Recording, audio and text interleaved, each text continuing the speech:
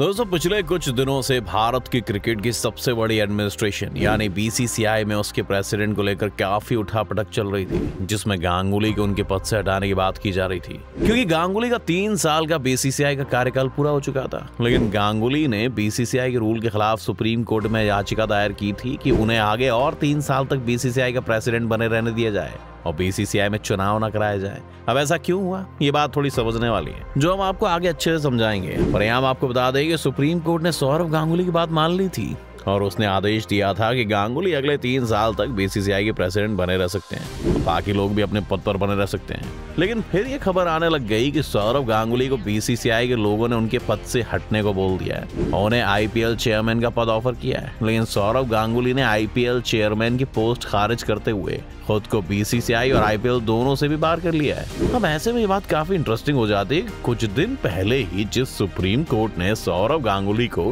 President बने रहने का अधिकार दिया था, तो आखिर सौरव के साथ ऐसा क्या हुआ कि उन्हें मजबूरी में बीसीसीआई के प्रेसिडेंट के पद से हटना पड़ रहा है, जबकि बीसीसीआई सेक्रेटरी अमित शाह के बेटे जय शाह सुप्रीम कोर्ट के आदेश का फायदा उठाते हुए अगले 3 साल के लिए फिर से बीसीसीआई सेक्रेटरी बने रहेंगे। तो क्या इसमें किसी की चाल है? इस बात को समझने के लिए पहले इस मामले को समझते हैं। तारीख 14 सितंबर 2022 खबर आई बीसीसीआई की जीत हुई। सौरव गांगुली और जय शाह अगले 3 साल तक पद पर बने रहेंगे और 18 अक्टूबर की तारीख को ये दोनों फिर से अपना पद संभालेंगे। लेकिन उससे पहले ये खेला हो गया दोस्तों। खबर यह आई कि सौरव गांगुली की जगह बीसीसीआई के अगले प्रेसिडेंट एक्स क्रिकेटर और 1983 वर्ल्ड कप के हीरो रहे रॉजर बिन्नी होंगे। वही रॉजर बिन्नी जिनके बेटे स्टुअर्ट बिन्नी ने भारत के लिए इंटरनेशनल मैच खेले हैं, लेकिन बाप की तरह महान नहीं बन पाए। अब ऐसे में 11 और 12 अक्टूबर की तारीख बीसीसीआई एडमिनिस्ट्रेटर्स के चुनाव के लिए तय की गई थी। एडमिनिस्ट्रेटर्स के नाम भी तय थे। ऐसा माना जा रहा था कि पुराने लोग इस बार भी रिपीट होंगे, मगर एक मीटिंग हुई और गेम बदल गया। इसे समझने से पहले चीजों को शुरू से समझते हैं। तो दोस्तों आपको बता दें कि बीसीसीआई में 5 मेन पोस्ट होती हैं। इसके अलावा एक बड़ा और पद होता है आईपीएल चेयरमैन का पद। ऐसे में गांगुली प्रेसिडेंट थे, जय शाह सेक्रेटरी, ट्रेजरर यानी पैसा रुपया संभालने वाले थे अरुण धूमिल, वाइस प्रेसिडेंट थे राजीव शुक्ला और ज्वाइंट सेक्रेटरी थे जयेश जॉर्ज। इन सब का कार्यकाल 3 साल का होता है, ऐसा बीसीसीआई का रूल है। ये रूल दरअसल 2018 में लोढ़ा कमेटी की सिफारिशों के बाद लागू हुआ था, जिसमें बीसीसीआई के संविधान के मुताबिक जिस भी एडमिनिस्ट्रेटर ने राज्य या बीसीसीआई में उन्हें 2 कार्यकाल पूरे किए हैं, वो अगले 3 साल तक कोई भी पद बीसीसीआई में नहीं ले सकता था।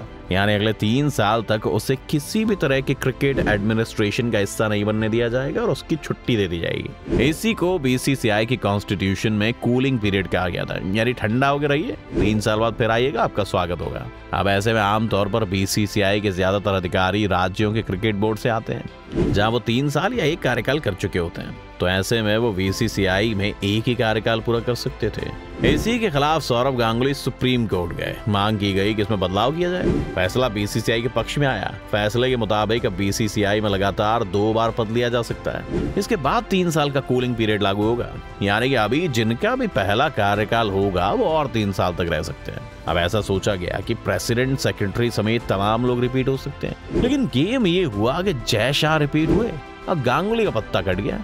यहीं से विवाद शुरू हुआ और टीएमसी ने इसे राजनीतिक मुद्दा बना दिया और आरोप लगाया कि बंगाल चुनाव में सौरव गांगुली बीजेपी में शामिल नहीं हुए, इसीलिए उन्हें बीसीसीआई से बाहर कर दिया गया और जय शाह को कोई हाथ भी नहीं लगा सका। अब ऐसे में गांगुली के साथ क्या मसला है ये तो क्लियर नहीं हुआ, लेकिन ये लगभग तय है कि 1983 वर्ल्ड कप के हीरो रॉजर बिन्नी ही बीसीसीआई के अगले अध्यक्ष होंगे और इसकी ऑफिशियल अनाउंसमेंट 18 अक्टूबर को हो जाएगी। अब सवाल यह है कि गांगुली का पत्ता कैसे कटा। इस पर एक्सपर्ट्स का कहना है कि पिछले करीब 15 सालों से किसी को भी 2 बार से ज्यादा बीसीसीआई के अध्यक्ष का पद नहीं मिला है और एक तरह से जय शाह बीसीसीआई चला रहे थे, तो लगभग गांगुली का जाना तो तय था। कई जगहों से ये भी खबरें आ रही हैं कि इस पूरे मामले में पहले से ही प्लान किया जा रहा था और इसमें एक टॉप लेवल की मीटिंग भी हुई। मीटिंग में क्रिकेट प्रशासकों के साथ गृह मंत्री अमित शाह भी मौजूद थे।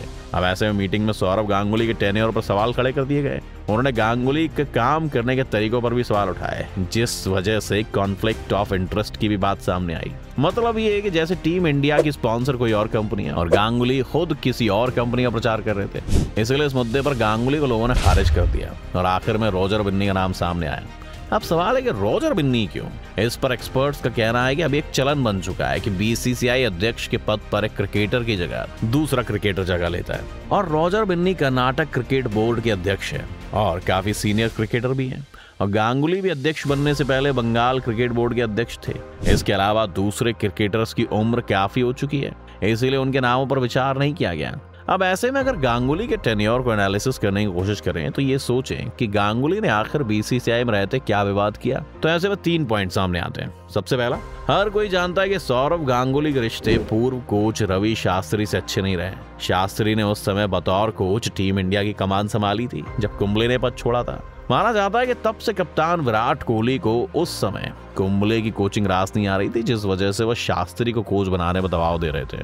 तब गांगुली की बीसीसीआई में इतनी पकड़ नहीं थी, लेकिन जैसे ही गांगुली की एंट्री बीसीसीआई में हुई तो उन्होंने अपनी दादागिरी दिखानी शुरू कर दी। गांगुली के आने के बाद शास्त्री ने वर्ल्ड कप 2021 के बाद से अपना इस्तीफा दे दिया और गांगुली यहाँ राहुल द्रविड़ और वीवीएस लक्ष्मण को ले आए। लक्ष्मण वैसे एनसीए हेड है, मगर द्रविड़ की गैर मौजूदगी में वो कोच के रूप में दिखाई देते हैं। इस तरह से आप देखें तो गांगुली ने भारत के फेवरेट कैप्टन विराट कोहली के हिसाब से चल रही टीम इंडिया की कोचिंग को अपने हिसाब से सही हाथों में देने की कोशिश की। उसमें कोई दो राय नहीं कि द्रविड़ और वीवीएस लक्ष्मण रवि शास्त्री से कहीं बेहतर और डेडिकेटेड कोच हैं। दूसरे इंपॉर्टेंट पॉइंट पर ध्यान दें तो गांगुली के कार्यकाल में दूसरा और सबसे बड़ा विवाद विराट कोहली की कप्तानी को लेकर हुआ। 2021 में साउथ अफ्रीका दौरे के लिए भारतीय वनडे टीम का ऐलान हुआ तो कोहली की जगह रोहित को टीम की कप्तानी सौंपी गई थी। खबरों के मुताबिक T20 टीम की कप्तानी छोड़ते टाइम कोहली ने वनडे और टेस्ट टीम की कप्तानी जारी रखने की इच्छा जताई थी, लेकिन बोर्ड चाहता था कि सफेद गेंद में क्रिकेट का एक ही कप्तान रहे, जिस वजह से कोहली से वनडे टीम की कप्तानी छीन ली गई। खबरें तो ये भी आई थी कि बोर्ड की इस बारे में कोहली से बात हुई, मगर कोहली ने बताया कि उनकी ऐसी कोई बात नहीं हुई है। साउथ अफ्रीका के इस दौरे के बाद विराट कोहली ने टेस्ट टीम की कप्तानी छोड़ने का ऐलान कर दिया और तब से अब तक भारत अपने नए कैप्टन को लेकर संघर्ष कर रहा है। अब ऐसे में भारत के वर्ल्ड कप के लिए जिस कैप्टनसी की जरूरत है शायद वो रोहित शर्मा नहीं दिखा पाएंगे। श्रीलंका के खिलाफ इस साल हुई घरेलू टेस्ट सीरीज में भारतीय अनुभवी विकेट कीपर रिद्धिमान साहा का चयन नहीं हुआ था। इस टीम में बतौर विकेट कीपर ऋषभ पंत और KL राहुल का चयन हुआ था। टेस्ट टीम से बाहर होने की नाराजगी साहा ने चिताई थी। साहा ने साथ ही ये भी खुलासा किया था कि साउथ अफ्रीका दौरे पर राहुल द्रविड़ ने उन्हें इसका इशारा किया था कि उनका चयन आगे नहीं होगा, साथ ही संन्यास लेने की भी सलाह दी थी। इस दौरान उनसे कहा गया कि टीम नए खिलाड़ियों को मौका देना चाहती है, जबकि कुछ महीने पहले ही गांगुली ने साहा को आश्वासन दिया था कि जब तक वो बीसीसीआई में तब तक सब सही रहेगा। अब ऐसे में ये मुद्दा भी गांगुली के टाइम में विवाद की जड़ बना। तो दोस्तों, इस तरह से आप समझ सकते हैं कि कैसे गांगुली के काम करने के तरीके को टारगेट करके उन्हें बीसीसीआई प्रेसिडेंट से हटाया जा रहा है। खैर, अब रॉजर बिन्नी बीसीसीआई के कमान संभालने वाले, तो देखना काफी इंटरेस्टिंग होगा कि उनके टाइम में टीम इंडिया में क्या बदलाव होता है। आपको क्या लगता है, क्या गांगुली बेहतर बीसीसीआई प्रेसिडेंट थे? आप अपनी राय में कमेंट करके बता सकते हैं। साथ ही इस वीडियो को लाइक और शेयर करना ना भूलें और हमारे चैनल को सब्सक्राइब भी कर लें।